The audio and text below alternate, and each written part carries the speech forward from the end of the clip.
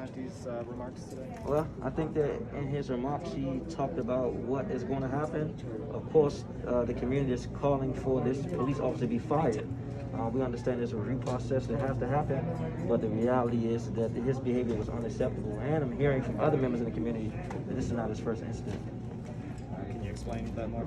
Well, one person last night called me and said, "Trey, you remember I called you that time when the officer approached me trying to mace me? This is the same guy." And so that type of sentiments from the community shows me that that's a pattern of behavior and a mindset that he takes when he goes to work.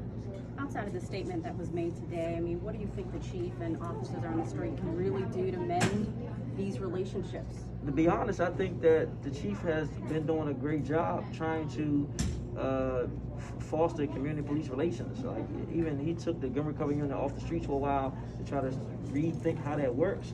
And I think that's why he's so afraid by what happened last night, because it has been better. It hasn't been the best, but it has been better under his leadership. So what happens next? He's speaking to community members. Are you aware? Yeah, I'm hosting a meeting. That's why I gotta get out of here. But I'm hosting a meeting. The community is upset and want to get answers. And this Chief Conte has been transparent and upfront, and also Commander Branch as well, who's the new 7D commander, has been upfront. He's on the phone answering questions. But people are furious about what happened. Yes. Where's the meeting going to be? Say it again with the other officer too. I can't disclose where the meeting is going to be. The history of the officer and somebody else was Yeah, someone called me in reference to seeing this officer as the same officer they called me about several months before. And I asked them if they filed a police report. They said no. So I'm like, So you can believe the meeting? community members who is related to the situation directly, and the ANC commission. A year ago today, we were talking about anti-police brutality protests, thousands marching. Now, you're still trying to mend that on the community side. What's your message overall to the community based on what the chief said today?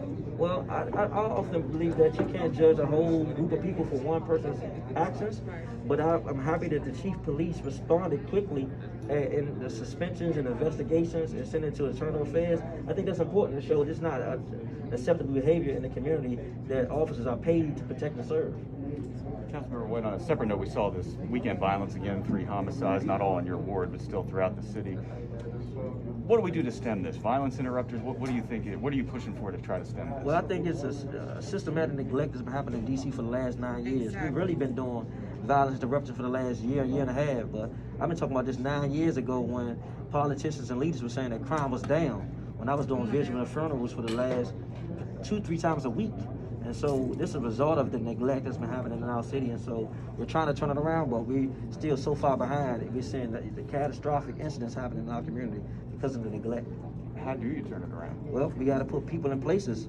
We got to put the resources in place. We got to put more recreation centers. We got to put more mentors, mental health services, substance abuse counseling. We have to, especially housing.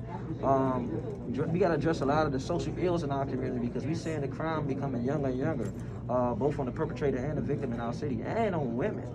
And that's a new phenomenon. I've been here all my life in the 80s and 90s when we had a lot of violence. I've never seen this amount of violence on women and kids. And I think no one should be the victim of violence, but this is definitely a new phenomenon in the city. Do you think the pandemic, or how do you think the pandemic has affected this, knowing that so many people have really struggled to cope the last year or so? Well, I think that in the black community in D.C., we've always been in the pandemic. Thank you. From the violence, if you look at the data and who receives the bulk of the violence in the community, is the black community. And so we've always been in the pandemic as relates to the lack of services, mental health providers, resources, even to go to the schools. We had at one point 40% of our black boys failed the 9th grade in D.C. And so we have to address some core real situations in our city to turn this thing around.